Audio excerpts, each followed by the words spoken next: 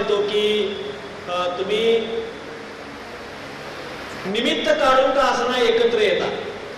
आता निमित्त काढून एकत्र येण्याचे दिवस संपले, त्या काळामध्ये तुम्ही एकत्र येतात आणि मी या पुस्तकाचं प्रकाशन झालंय पहिल्यांदा जाहीर करतो।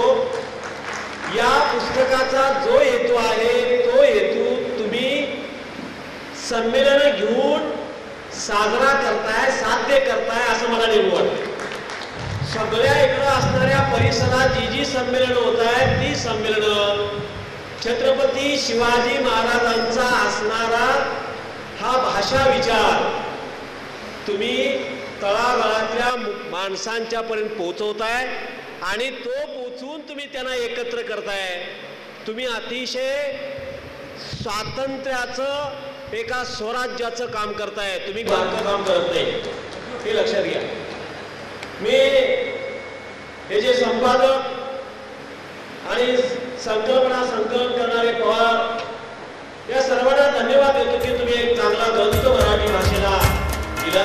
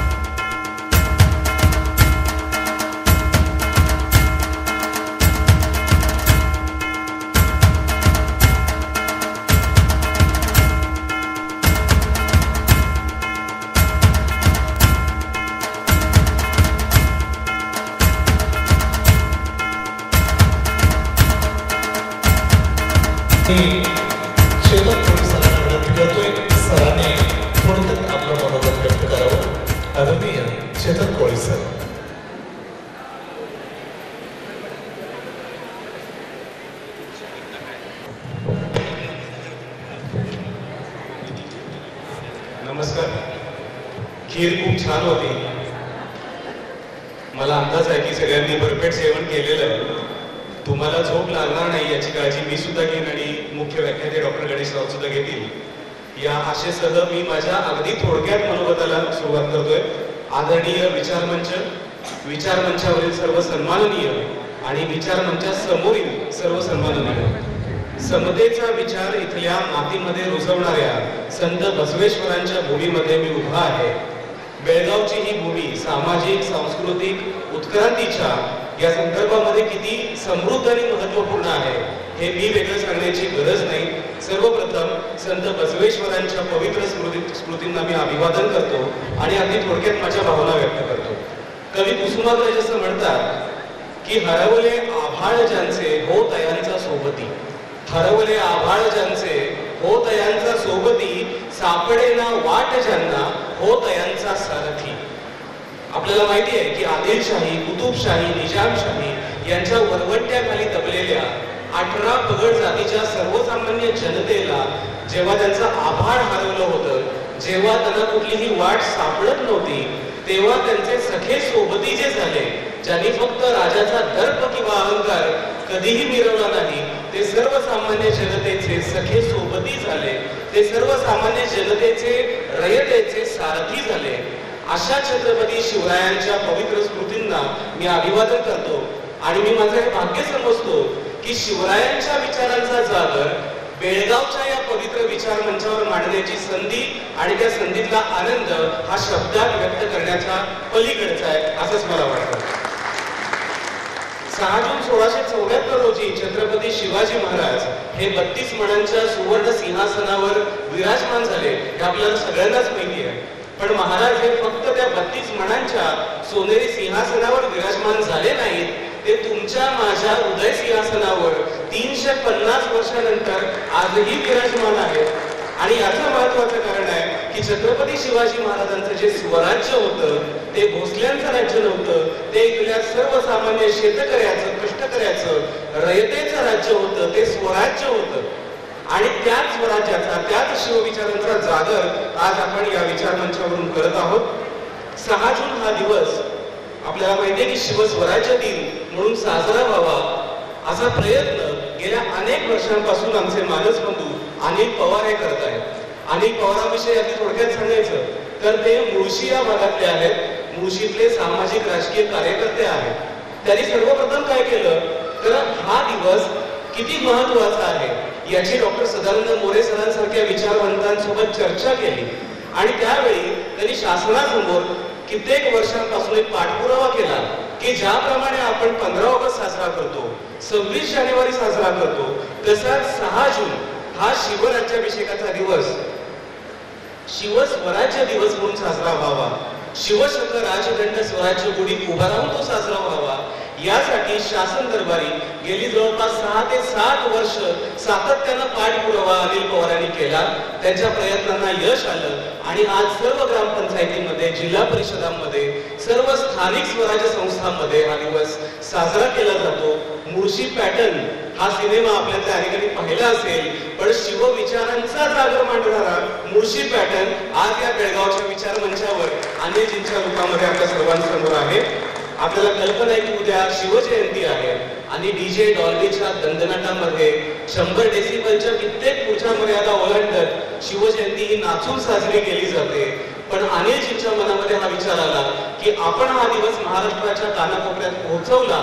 आता ते कुठलेही कर्मकांड न राहता आणि हा दिवस म्हणजे शिवजयंतीप्रमाणे शिवराज्याभिषेकाचाही दिवस फक्त नाचून साजरा नाही झाला पाहिजे, तो सजगपणे वाचून साजरा झाला पाहिजे. आणि त्यातूनच साकारलेली ही संकल्पना आहे ती म्हणजे शिवराज्याभिषेक भारताच्या इतिहासातील असामान्य घटना हा ग्रंथ.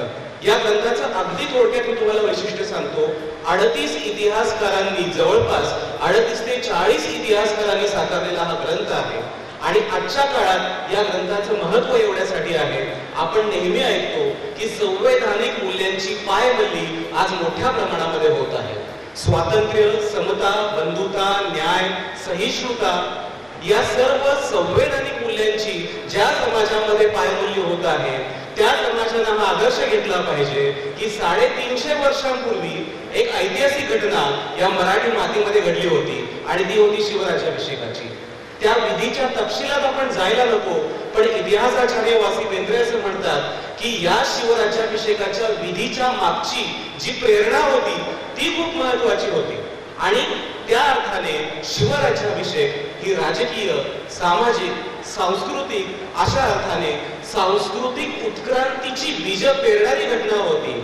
आणि अशी घटना या ग्रंथाच्या रूपामध्ये तुम्हा सर्वांसमोर आम्हाला मांडता आली हे आम्हा सर्वांचं भाग्य समजतो. मी अगदी जाता जाता उल्लेख करू इच्छितो की ज्या बसवांनांनी समतेचा आणि स्वातंत्र्याचा उद्घोष या पवित्र मातीमध्ये केला त्याच बसवण्णांच्या मातीमध्ये आज या ग्रंथाचं प्रकाशन व्हावं हा एक विलक्षण योग आहे, हा एक दुग्ध शर्करा योग आहे. कवी बाबा बोरकर असं म्हणतात एके ठिकाणी की देखणे ते हात ज्यांना निर्मितीचे डोहाळे, मंगलांनी गंधलेले सुंदराचे सोहळे. असाच मंगलानं गंधलेला सुंदराचा सोहळा शिवजयंतीच्या औचित्यानं बेळगावच्या या भूमीमध्ये साजरा झाला. आम्हालाही त्याचा भाग होता आलं. मी विशेष करून आमचे मार्गदर्शक डॉक्टर आनंद बेडसे आणि ज्यांनी हा योग जुळवून आणला असे रवींद्र पाटील सर यांचे या निमित्ताने आभार मानतो. हा मंगलाने गंधलेला सुंदराचा सोहळा कायम असाच सुरू राहावा. शिवराज्याभिषेकाच्या या घटनेतून महाराष्ट्राचा इतक्या वर्षांपासून सुरू असलेला लढा आणि भिजत पडलेला जो तिढा आहे तो तिढा सोडवण्यासाठीची ऊर्जा, शक्ती आणि ऊर्जा या शिवराज्याभिषेकाच्या घटनेतून आणि ग्रंथातून थोडी जरी मिळाली तरी आमच्या कष्टाचं चीज झालं असं मला वाटतं. पुन्हा एकदा सर्वांचे आभार मानतो आणि इथेच थांबतो. धन्यवाद. सरांना विनंती करतोय की सरांनी आपलं मनोगत या ठिकाणी व्यक्त करावं. सरांच्यासाठी 20-25 मिनिटं वेळ आहे.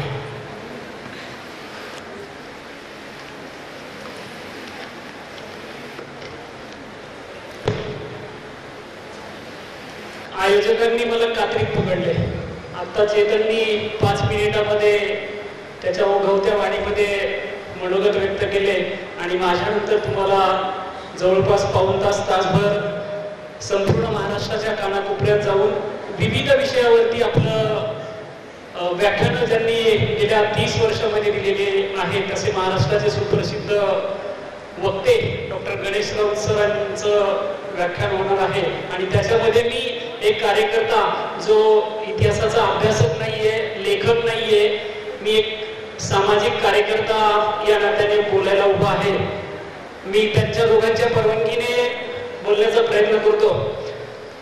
अखिल भारतीय मराठी साहित्य परिषद आणि मराठा मंदिर बेळगाव आयोजित 5व्या भारतीय बेळगाव मराठी साहित्य संमेलनामध्ये उपस्थित असलेल्या सर्वांचं मी प्रथमतः मनापासून स्वागत करतो.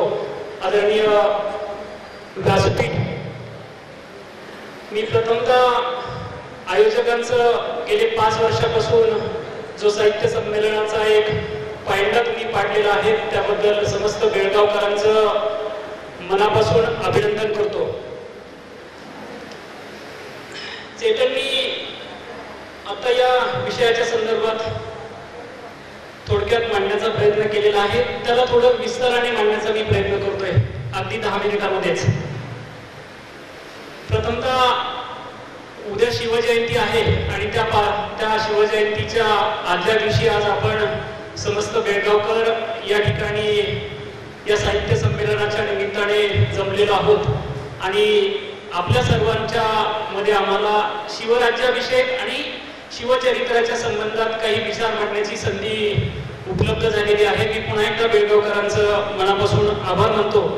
शिवजयंती निमित्त छत्रपती शिवाजी महाराजांना अभिवादन करतो आणि हे वर्ष छत्रपती शिवाजी महाराजांच्या राज्याभिषेकाचं 350वं वर्ष आहे. त्या 350व्या राज्याभिषेकाच्या वर्षाच्या निमित्ताने आपल्या सर्वांना मनपूर्वक शुभेच्छा देतो. युगपुरुष राष्ट्र निर्माते छत्रपती शिवाजी महाराज हे आपल्या सर्वांचेच प्रेरणास्थान आहेत.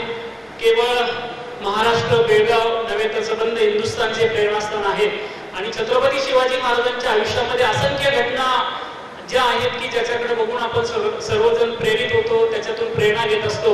त्यापैकी एक घटना म्हणजे 6 जून 1674 रोजी घडलेला जो एक घटना आहे ती शिवराज्याभिषेक काची घटना आणि ही घटना गेले 350 वर्ष काळाच्या थोडीशी विस्मृतीत गेली होती काय असा एक परिस्थिती निर्माण झाली होती. माझ्यासारख्या एका कार्यकर्त्याचं सुदैव असं की त्या राज्याभिषेकाच्या दिवसावरती काम करण्याचं मला भाग्य लाभलं. 6 जून 1674 रोजी जो राज्याभिषेक झाला ती घटना सुवर्णाक्षरांनी भारताच्या इतिहासामध्ये नोंदवलेली गेली होती. त्या दिवसापासून छत्रपती शिवाजी महाराजांनी स्वतःला छत्रपती म्हणून घ्यायला सुरुवात केली होती. शककर्ते शिवाजी महाराज म्हणून आपण तेव्हापासून ओळखलं जात होतो आणि स्वराज्याच्या निर्मितीत ही जी काही घटना आहे ती भारताच्या इतिहासाला एक वळण देणारी घटना आहे. सार्वभौम स्वातंत्र्याचा मंगल कलश शिवाजी महाराजांनी रयतेसाठी रिता केला होता आणि निर्भय स्वातंत्र्य या भारताच्या समोर मांडण्याचा तो प्रयत्न केला होता. असा हा दिवस काळाच्या थोडा विस्मृतीत गेला होता आणि या दिवसासाठी काम करण्यासाठीचं भाग्य मला लाभलेलं आहे. मी राजकीय आणि सामाजिक क्षेत्रामध्ये पुणे जिल्ह्यामध्ये काम करत असताना आदरणीय पवार साहेबांच्या मार्गदर्शनाखाली काम करत असताना पुस्तकाचं वाचन असेल किंवा माणसांचं वाचन असेल ही एक शिकवण त्यांच्याकडनं घेत असताना पुस्तकं वाचन काय किंवा माणसांचं वाचन काय हे सगळं करत असताना ज्या वेळेस आपण समाजामध्ये काम करतोय त्यावेळेस त्या समाजाचं प्रेरणास्थान काय आहे हा विचार होतो. तर छत्रपती शिवाजी महाराजांशिवाय दुसरं पहिलं नाव कुठलंच येऊ शकत नाही आणि त्या नावाच्या भोवती काम करत असताना पुणे जिल्ह्यामध्ये शिवराज्याभिषेकाचा दिवस आपण पुणे जिल्हा परिषदेच्या अखत्यारीत 1700 गावामध्ये साजरा करण्यासाठी सुरू करावं, त्याचा शिवविचाराचा जागर पाडण्याचा प्रयत्न करावा यासाठी प्रयत्न केला. 2015 साली त्यामध्ये मला यश आलं. पुणे जिल्ह्याच्या 1700 गावामध्ये तो दिवस विचाराने साजरा करण्याची सुरुवात जिल्हा परिषदेच्या माध्यमातून मी केली आणि त्या पुढच्या कालावधीमध्ये हा दिवस केवळ पुणे जिल्ह्याच्या 1700 गावामध्ये साजरा होतोय. एवढ्यावरती न थांबता तो दिवस महाराष्ट्राच्या 27,000 गावामध्ये जवळपास 27,000 ग्रामपंचायतीमध्ये आणि जवळपास 43,000 गावामध्ये साजरा व्हावा यासाठी माझं विचारचित्र सुरू झालं आणि 2016 पासून 2020 पर्यंत पुन्हा एकदा त्याला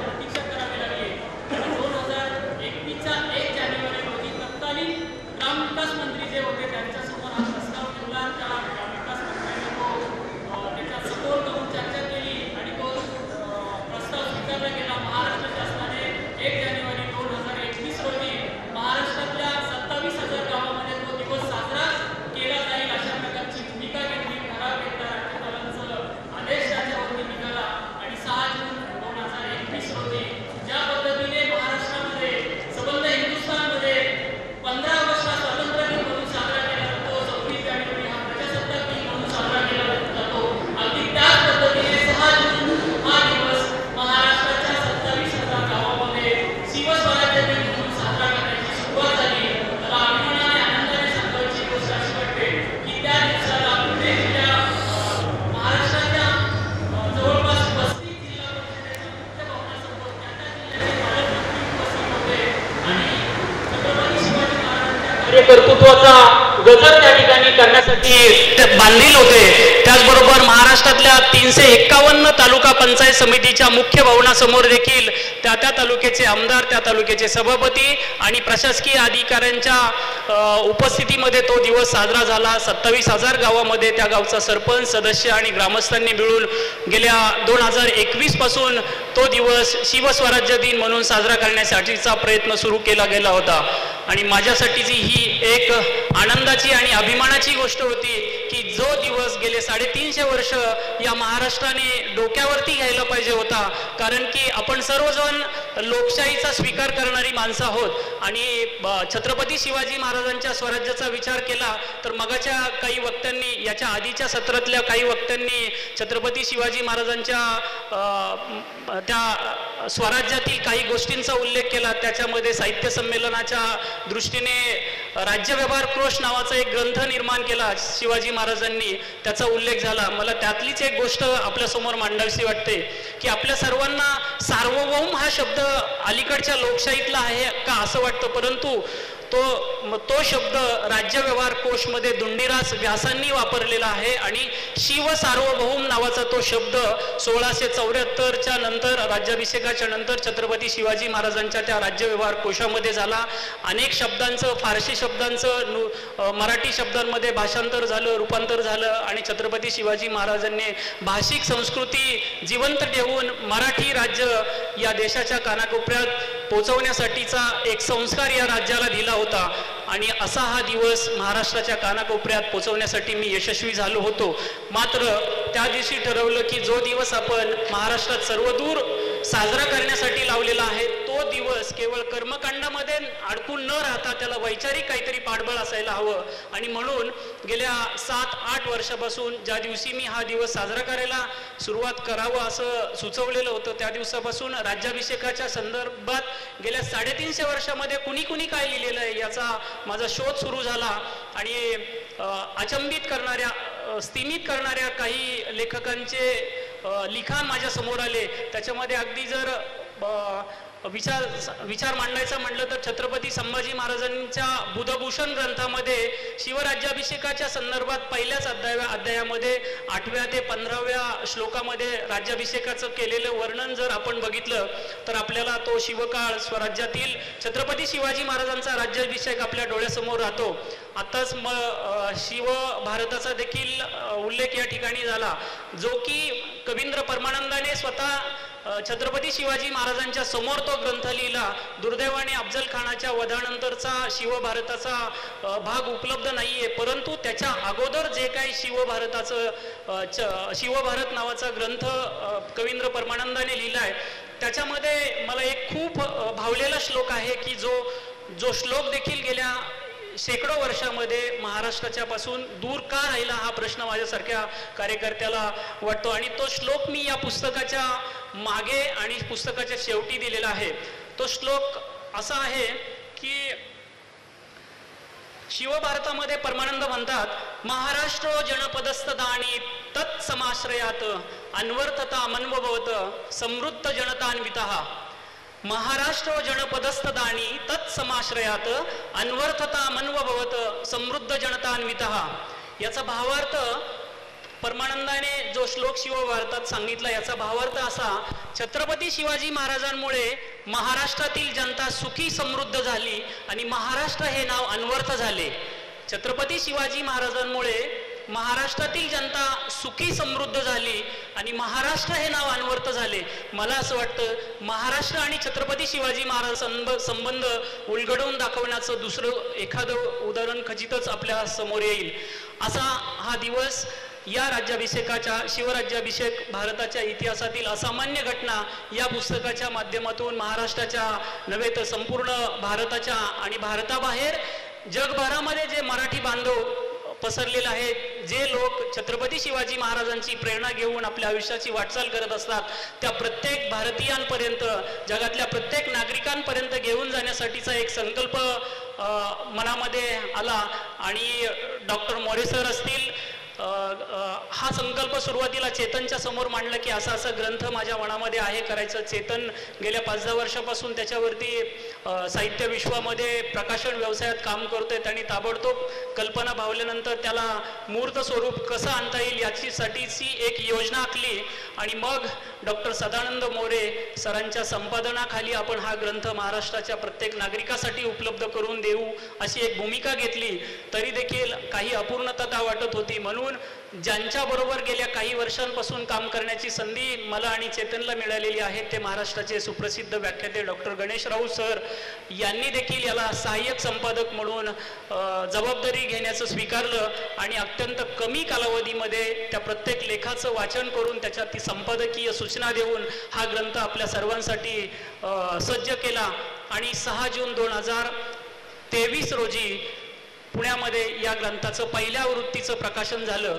या ग्रंथामध्ये छत्रपती संभाजी महाराज, कवींद्र परमानंद पासून तर ते सभासद असेल तर रामचंद्र पंत अमात्य असतील किंवा 19व्या आणि 20व्या शतकातील सर्वच न्यायमूर्ती रानडेंपासून तर राजाराम शास्त्री भागवत असतील, सरदेसाई असतील, राजवाडे असतील, या सगळ्यांपासून तर आजच्या वर्तमानातील डॉक्टर जयसिंगराव पवार असतील, डॉक्टर सदानंद मोरे सर असतील, डॉक्टर साळुंके सर असतील, स्वतः डॉक्टर गणेश राऊत सर असतील, या सर्व लेखकांनी आपल्या लेखणीतून हा ग्रंथ सजवण्यासाठीचा प्रयत्न केलेला आहे.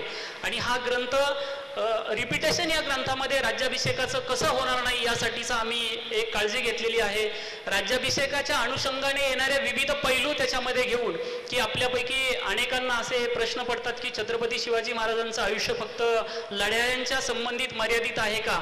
नाही, माझ्याही मनामध्ये असाच प्रश्न पडला गेल्या 8-10 वर्षापूर्वी की राज्याभिषेक म्हणजे काय फक्त एक विधी होता का? आता चैतन्य वासिबेंद्रे या प्रथित यश लेखकांचं उदाहरण देऊन सांगितलं की हा केवळ एक विधी नाही तर त्याच्यापाठी एक सांस्कृतिक इतिहास मोठा दडलेला आहे. आणि मग मला असं जाणवत होतं की आपण महाराष्ट्राच्या समोर हा दिवस पोचवलाय, परंतु वैचारिक दृष्ट्या तो पोचवण्यासाठी आपण काय करायला पाहिजे? तर मला माझ्यासमोर 1, 2, 3, 10 प्रश्न आले की छत्रपती शिवाजी महाराजांनी त्यांना छत्रपतीपद हे कधी घेतलं? शककर्ते शिवराय म्हणजे काय? भगवा ध्वज म्हणजे काय? छत्रपती शिवाजी महाराजांची अर्थनीती कोणती होती? असे असंख्य प्रश्न समोर आल्यानंतर त्याच्यावरती वाचन सुरू झालं. जवळपास 150 ग्रंथ माझ्या हाती लागले. त्याच्यातली संदर्भ साहित्य शोधता शोधता 300पेक्षा जास्त आकडा गेला. त्यातून या विषयावरती लिखाण केलेल्या लेखकांचं एकत्रित संकलन केलं आणि ते मोरे सरांच्या समोर ठेवलं.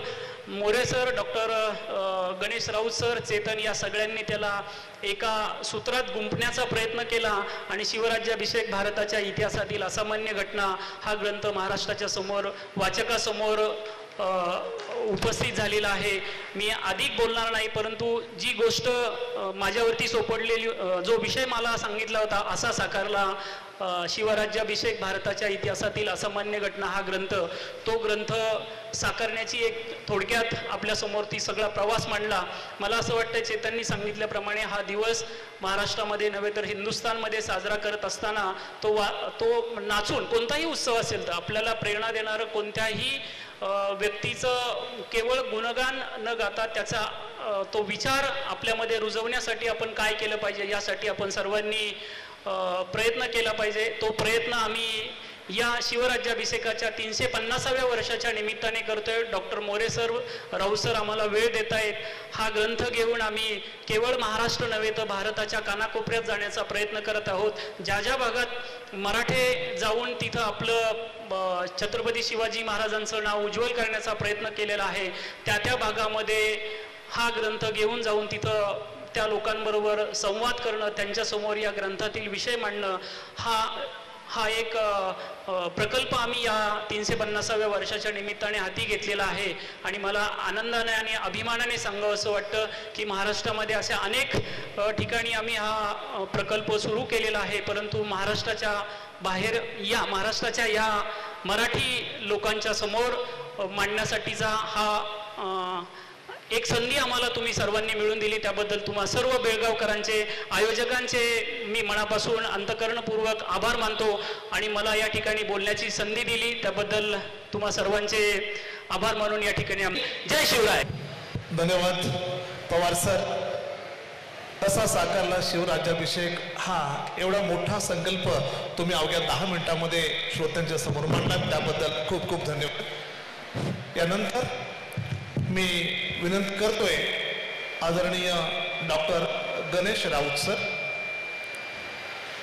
शिवराज्याभिषेक भारताच्या इतिहासातील असामान्य घटना या विषयावर ते विचार मंथन करत आहेत. आदरणीय डॉक्टर गणेश राऊत सर.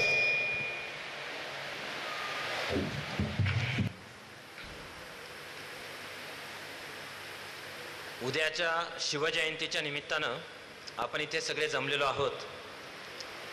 तुम्ही व्यासपीठावरती प्रात्यक्षिक पाहिलं वक्तृत्वाचं. इथून पुढच्या 10 वर्षामध्ये महाराष्ट्रातले सगळ्यात महत्त्वाचे संपादक म्हणून चेतन कोळींचं नाव अग्रक्रमानं घ्यावं लागेल.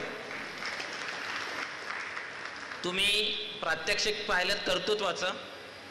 अजून 10 वर्षांनी महाराष्ट्रातल्या राजकीय, सामाजिक क्षेत्रातल्या विधायक कार्यकर्त्यांमध्ये सगळ्यात महत्त्वाचं नाव असणारे अनिल पवार.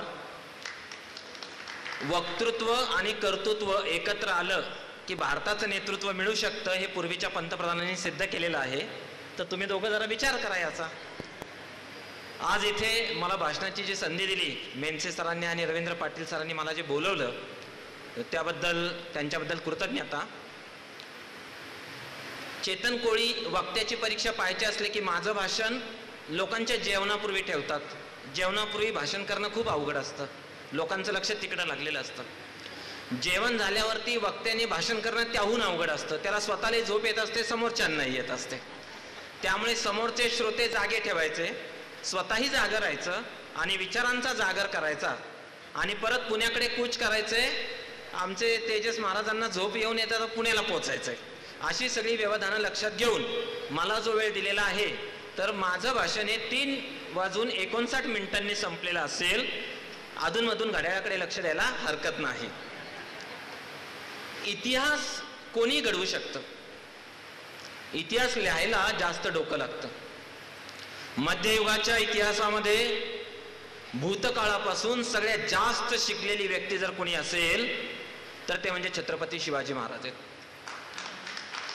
इतिहासाविषयी नेहमी असं म्हटलं जातं, we learn from history that we do not learn from history. माझ्या लहानपणी मला 6वीला इंग्लिशला एक पुस्तक होतं आणि त्या इंग्लिशच्या पुस्तकामध्ये करीम टोपीवाल्याचा एक धडा होता.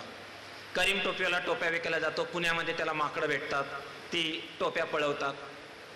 या करीमला नातू होतो. थंड हवेच्या ठिकाणी राहायचं, उत्कृष्ट शहरात राहायचं, जाती धर्म सलोखा बसवांनांचा विचार असं करून तो करीम पुढे बेळगावला स्थायिक झाला. त्याचा नातू आमच्या कॉलेजात शिकायला आला.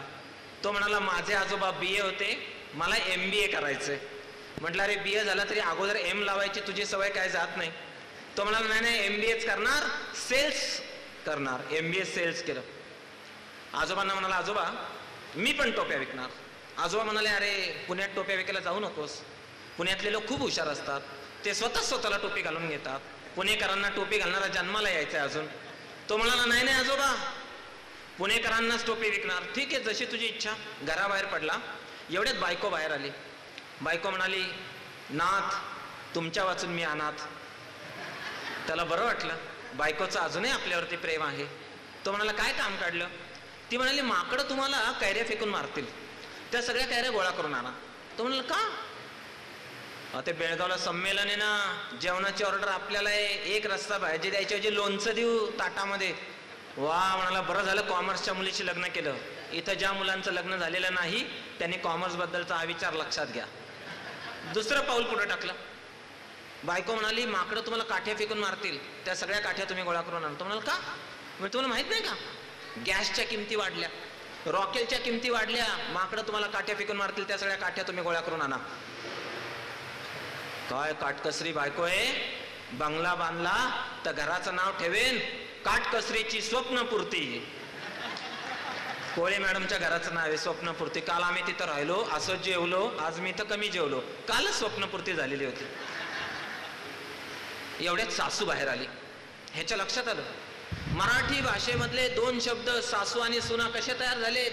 सासू सारख्या सूचना, सून सूचनांना नकार. इथे ज्या सासू आहेत त्या अपवाद आहेत, इथे ज्या सून आहेत त्या अपवाद आहेत, त्या दोघी चांगल्या आहेत. मी आमच्या घरच्यांबद्दल बोलतोय.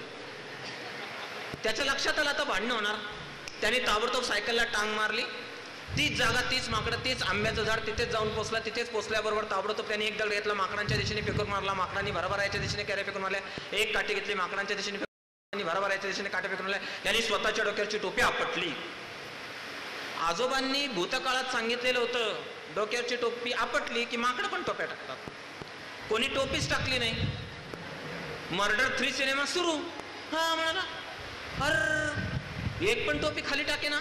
एवढ्यात एक आजोबा माकड आपल्या नातवाला घेऊन जवळ आले. ते म्हणाले, याच्या जोरात मुस्कडात मार.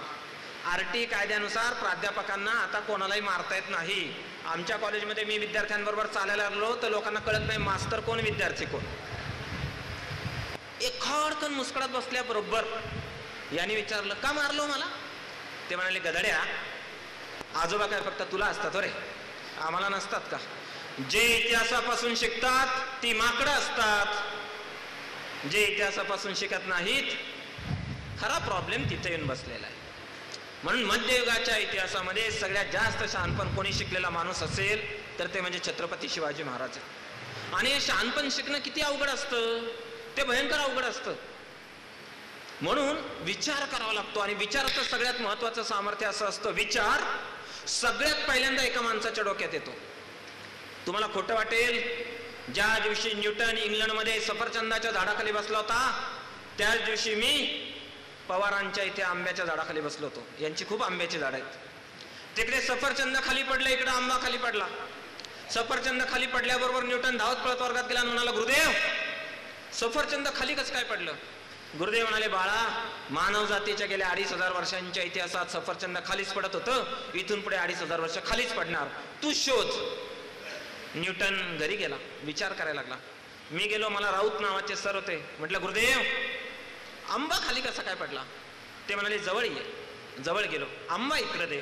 त्यांनी आंबा घेतला, पिशवीत ठेवला. मी म्हटलं, का हो सर? अरे नाही, आज रात्रीचा चटणीचा प्रश्न सुटला. बरं झालं. आणखी जवळ ये. जवळ गेलो, खड. मी म्हटलं, का मारलं सर? ते म्हणाले, मूर्खा, तुला माहित नाही आपल्या देशामध्ये गेली 2500 वर्ष आंबा खाली पडला, पुढची 2500 वर्ष आंबा खालीच पडणार. खऱ्या भारतीय विद्यार्थ्यांनी, खऱ्या भारतीय शिक्षकाला कधीही काय, कधी, कोणी, कोठे, कसे, केव्हा असे 6 ककारी प्रश्न विचारायचे नसतात.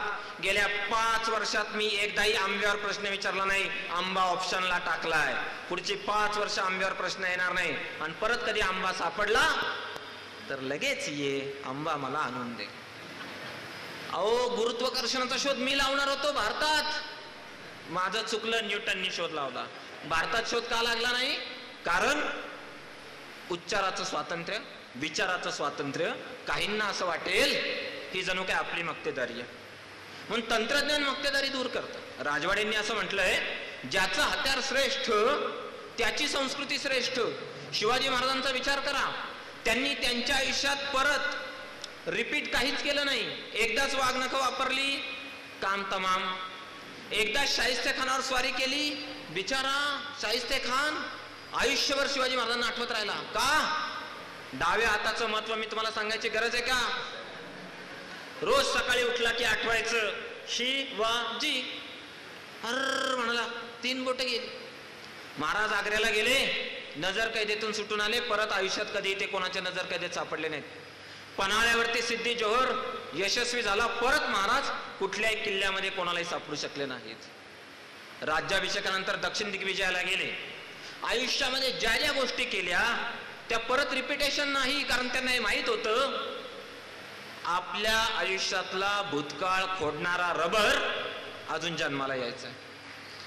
म्हणून महाराजांसारखी माणसं महत्वाची का, जे इतिहासाचा प्रवाहच बदलून टाकतात.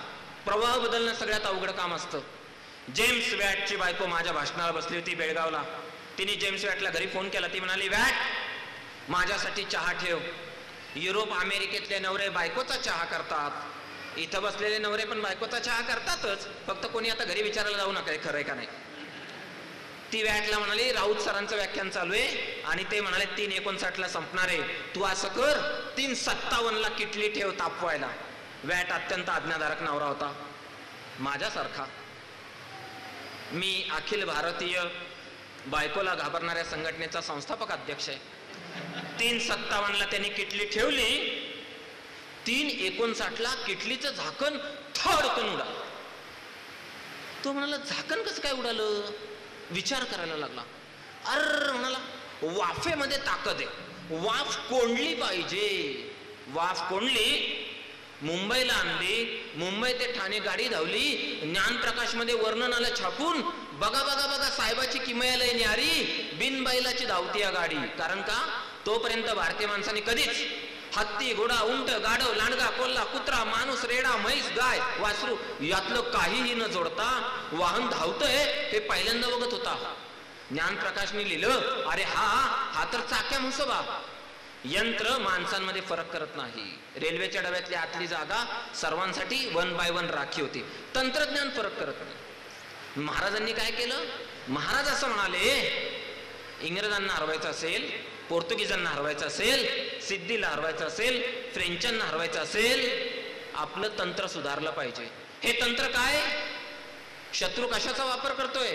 साम दाम दंड भेद या 4 गोष्टींचा वापर करतोय. या सगळ्याला पुरून उरेल असं शस्त्र कुठलं? अकबर आणि बिरबलला विचारलं, बिरबल जगात सगळ्यात महत्वाची गोष्ट कुठली? तो म्हणाला, स्वतःचे प्राण. तो म्हणाला, सिद्ध करून दाखव. माकडीची गोष्ट आपल्याला माहितीये. माकडीनीला आणि तिच्या पिलाला पाण्यामध्ये उतरवतात, नाकातोंडापर्यंत पाणी जायला लागलं की माकडीन आपल्या पिलाच्या डोक्यावर उभे राहते. महाराजांनी हा इतिहास बदलवला, कारण मातोश्री जिजाऊ साहेबांनी लहानपणी त्यांना गोष्टी सांगितलेल्या होत्या. गोष्ट काय ऐकायची? गोष्टीतून माणसं शहाणपण शिकतात. कधीतरी मातोश्री जिजाऊ साहेबांनी शिवांना गोष्ट सांगितली होती नरसिंहाची.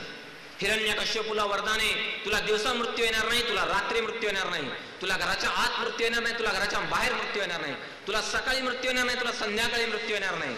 नरसिंहा, तुला कुठल्याही हाताराने मृत्यू येणार नाही, तुला कुठल्याही माणसाच्या हातून मृत्यू येणार नाही. विष्णूने नरसिंहाचा अवतार धारण केला, मांडीवरती घेतलं, उमऱ्यावरती उभा राहिला, संधी काल प्रगटला. महाराजांना शिवबांना गोष्ट सांगितली ती मातोश्रींनी. गोष्ट लहान मुलांना एवढ्यासाठी सांगितल्या पाहिजेत, ते पुढच्या भविष्याचे आकार करणारे आहेत. महाराज हे या गोष्टींमधून शिकत गेलेले आहेत.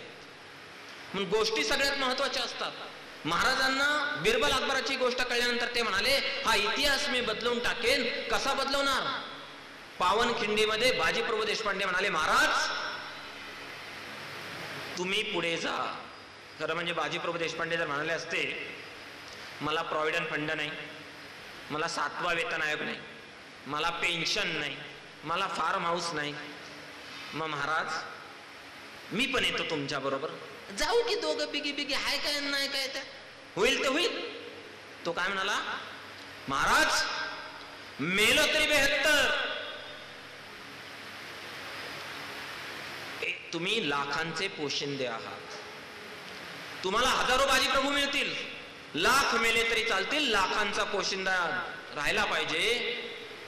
तुम्हाला आश्चर्य वाटेल, बाजीप्रभू देशपांडे महाराजांना काय सांगतात, महाराज तुम्ही गडावर पोचा, भांड्यांचे आवाज होईपर्यंत मी मृत्यूला थोपवून धरेल. अरे जगाच्या इतिहासामध्ये कुठल्याही माणसाने असे उद्गार काढलेले नाहीयेत. मला माहितीये का माझा मृत्यू कधी आहे? मला तर असं वाटतं अनेकदा भाषण देताच मृत्यू यावा, राष्ट्रपती APJ अब्दुल कलामांसारखा. स्वतःच्या मृत्यूची वेळ ठरवायची. जगाच्या इतिहासात काय नेतृत्व आहे. या माणसाच्या हाताखालचा माणूस असं म्हणतो, तव तंजावर ते काबुल कंदार हे राज्य व्हावे ही श्रींची इच्छा आहे. दुसरा अनुयायी म्हणतो, महाराज जोपर्यंत गडावरून भांड्याचा आवाज येत नाही तोपर्यंत प्रत्यक्ष यम जरी दारात आला तरी मागे हटणार नाही. अहो काय धारिष्ट आहे. अहो कोणीतरी मृत्यूवर विजय मिळवलाय का? खरं नेतृत्व ते असतं, ते आपल्यापेक्षा दसपट उत्तम माणसं निर्माण करतं. महाराजांचं वैशिष्ट्य आहे, बाजीप्रभू देशपांडे लढतायत, 300-400 मावळेत, समोर 2-3 हजारांची सेना आहे. गणितामध्ये 3000 सैन्य 300ला भारी असतच. गणित हे संख्याशास्त्र आहे. संख्या भावनांवरती चालत नाही. संख्या कोरड्या असतात. 2 + 2 4. उत्तर ध्रुवावर जा नाहीतर दक्षिण ध्रुवावर जा. इथे 300 मावळे उभे आहेत. बाजीप्रभूंच्या छातीला गोळी लागलेली आहे. बाजी खाली पडले. थोडीशी ग्लानी आली.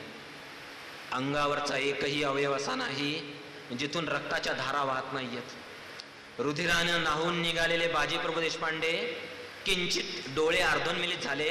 शेजारच्या माणसाला विचारलं, रायबा भांड्यांचे आवाज झाले का रे? तो म्हणाला, नाही जी, भांड्यांचे आवाज अजून झाले नाहीत. महाराज गडावरती पोचले नाहीत. कदाचित घटका लागतील. काय म्हणालास? भांड्यांचे आवाज अजून झाले नाही? मग या बाजीला मृत्यूचा अधिकार नाही. शेजारचा भाला घेतला, जमिनीत रोवला. ते 60 वर्षांचं आयुष्याचं ते धिप्पार धूड पेलवलं आणि पुन्हा एकदा बाजीप्रभू दानपट्ट्यांचे घाव समोरच्या शत्रूवरती पडायला लागले. सिद्धी मसूदनी तोंडात बोट घातली. अरे माणसं अशी लढतात, अशी जिद्दीने लढतात. दिलेर खानाने मुरारबाजीच्या कंठामध्ये बाण मारल्यानंतर सुद्धा ते धड लढत होतं. अरे माणसं अशी लढतात. नरवीर सुभेदार तानाजीराव मालुसरे सिंहगडावरती गेले. त्याच गडावरती विनोबा भावे गेले होते. विनोबांना विचारलं, सिंहगडापासून काय शिकलात? विनोबा म्हणाले, मागचे दोर कापायचे असतात, मागचे दोर कापल्याशिवाय यश मिळत नाही. शिवाजी महाराजांनी या देशाला दिलेला सगळ्यात मोठा धडा.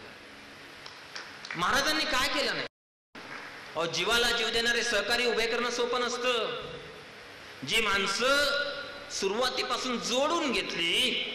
नेतोजी पालकर परधर्मात गेले. हिंदू धर्माचं वैशिष्ट्य आहे, बाहेर जायचा रस्ता आहे, आत यायचा रस्ताच नाहीये. आत आलेल्या माणसाला घ्यायचा कुठे?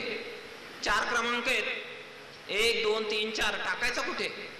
महाराजांनी नेतोजींना अत्यंत मोठ्या मनाने आतमध्ये घेतलं. आपल्याकडे सप्तबंदी होत्या, समुद्रावरती जायला बंदी होती. साधं कारण होतं, समुद्रात गेला तर परत यायची गॅरंटी नव्हती. पुणे जिल्ह्यामध्ये ज्या एका किल्ल्यावरती ज्या माणसाने त्याच्या आयुष्यातला पहिला श्वास घेतला, ज्या माणसाने रायगडावरती राज्याभिषेकाचं स्वप्न पाहिलं, मातोश्री जिजाऊ साहेबांचं स्वप्न पूर्ण केलं आणि अखेरचा श्वास सुद्धा ज्या माणसानं गडावरतीच घेतला, खरं म्हणजे त्या माणसाला आरमाराची पार्श्वभूमी नसताना अवघ्या समुद्राला पालान घालेल असं आरमार आपण उभं करूयात. हे स्वप्न ज्याचा आयुष्याच्या सुरुवातीला समुद्राशी संबंध आलेला नव्हता, त्या माणसाने कसं पाहिलं असेल? इंग्रज, फ्रेंच, सिद्धी, पोर्तुगीज इथं आले आणि ते कसे आले? त्यांनी हातात आणला तराजू, तो तराजू टाकला, हातात घेतली तलवार आणि सांभाळलं तख्त.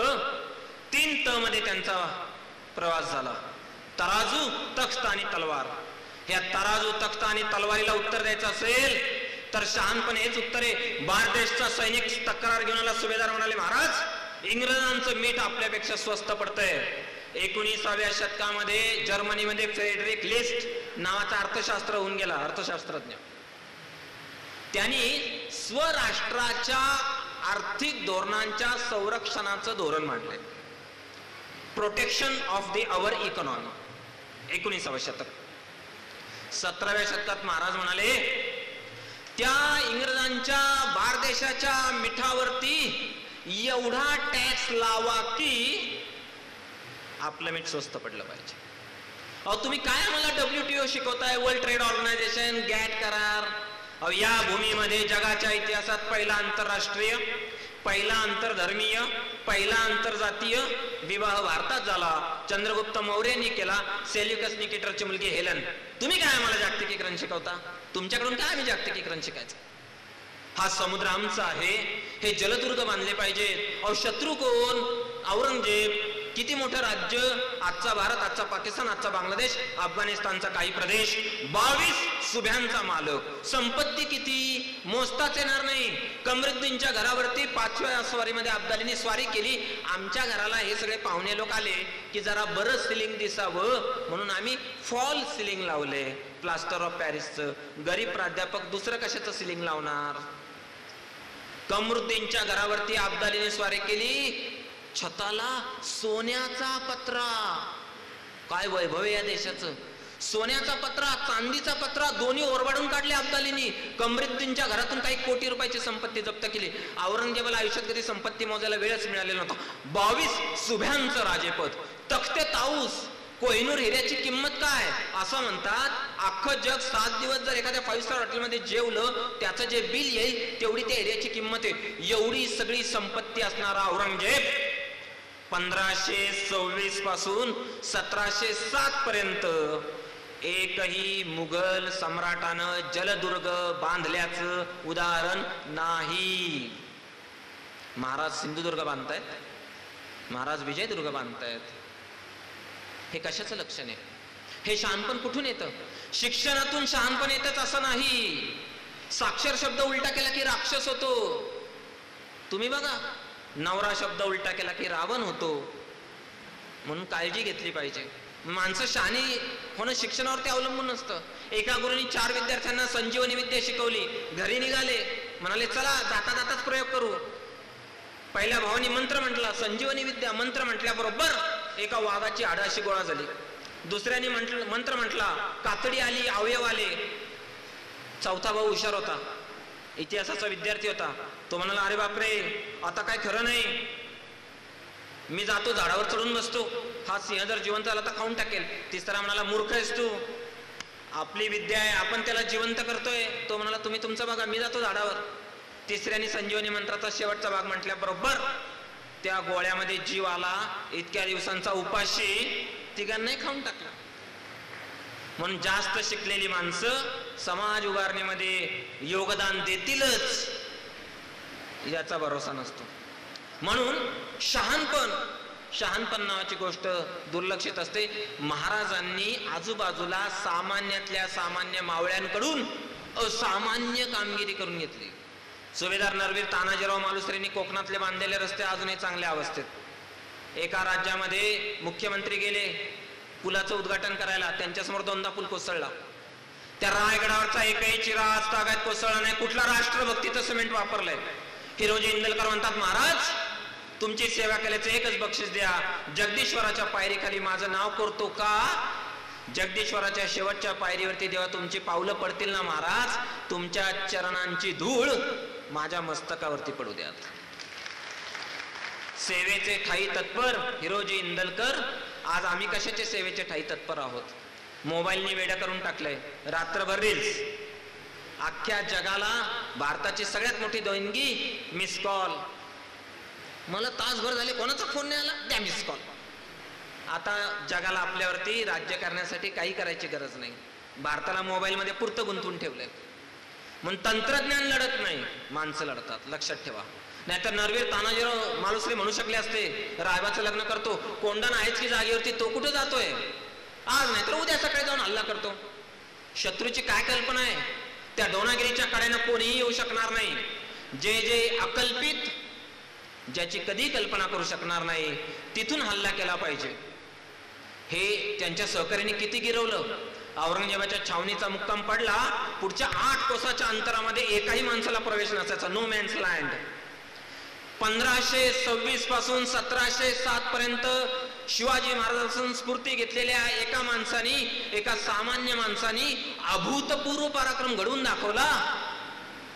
औरंगजेबाच्या छावणीचे सोन्याचे कळस कापण्याचं काम घोरपडेंनी केलं.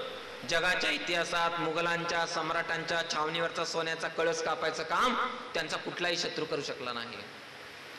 अब्दाली, अफगाणिस्तानचा प्रमुख, अफगाणिस्तानला ना इंग्लंड हरवू शकलं, ना अमेरिका हरवू शकली, ना रशिया हरवू शकली. अफगाणांना 2च लोकांनी धडा शिकवला, एक पंजाबचे शीख आणि दुसरे मराठे. मराठ्यांनी का लढवलं? मराठ्यांची व्याख्या काय? मरता तो वाटता इथे मराठा, जो मेल्याशिवाय स्वतःची जागा सोडणार नाही.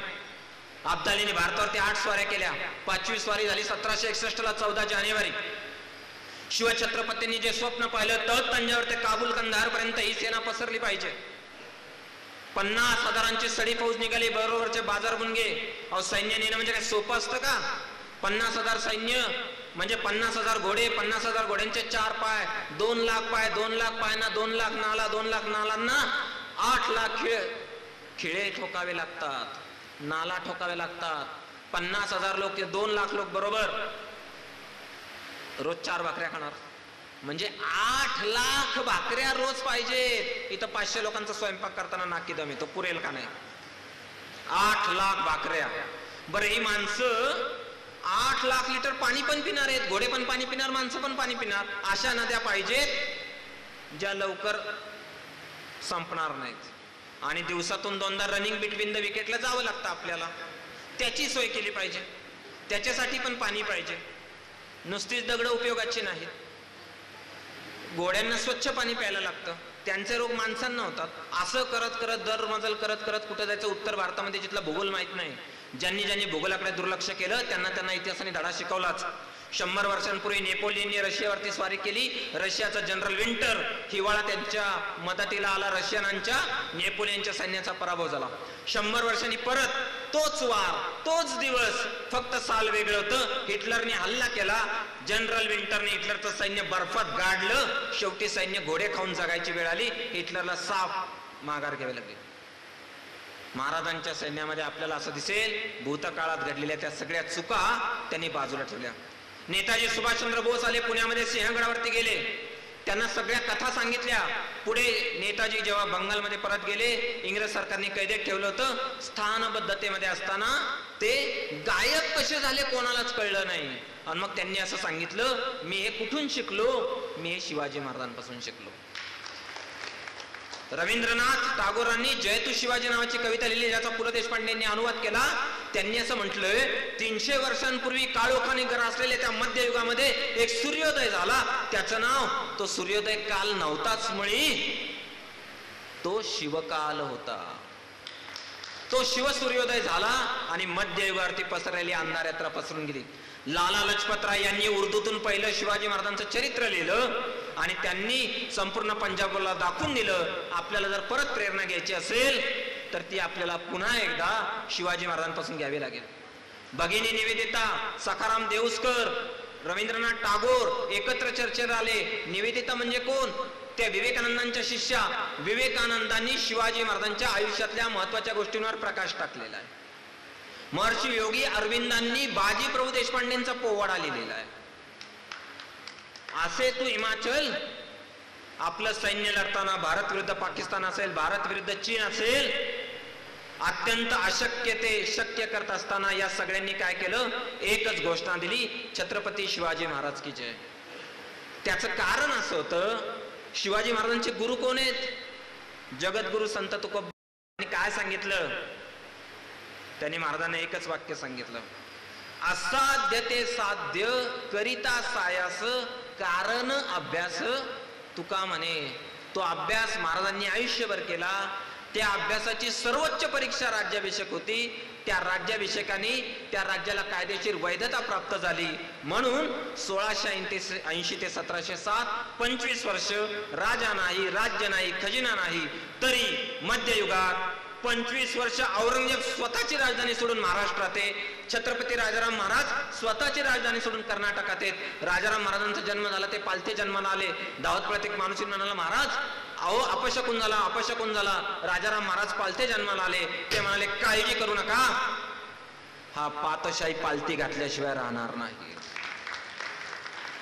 त्या अत्यंत प्रतिकूल परिस्थितीला, त्या अत्यंत विघातक परिस्थितीला कसं तोंड द्यायचं, राज्याची कायदेशीर वैधता कशी प्राप्त करून द्यायची, या सगळ्याच एकमेव उदाहरण म्हणजे छत्रपती शिवाजी महाराज.